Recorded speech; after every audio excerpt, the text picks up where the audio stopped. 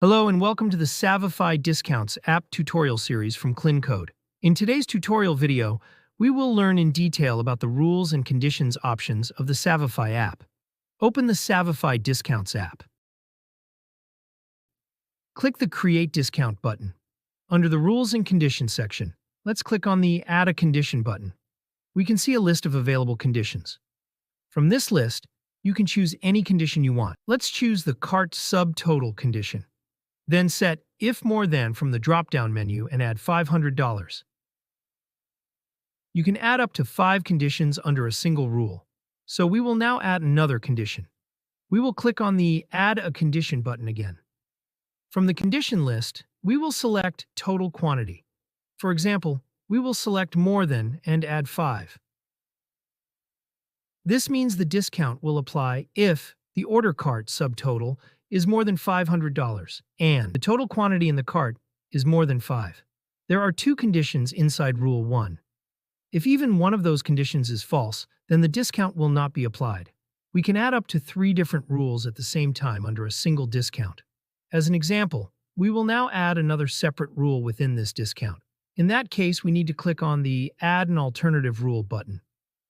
From the condition list, let's select the single product quantity condition this time, and set More Than, then add 6.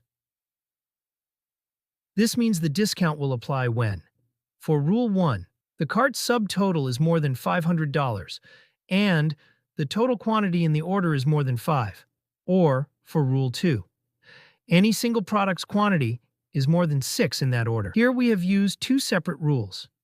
If any one of these 2 rules is true, then the discount will be applied. Now you'll need to give your discount a name. This name is for internal use only. Next, set your discount code. For this video, we will select the automatic discount method and set the discount message as "Congratulations, you unlocked a deal."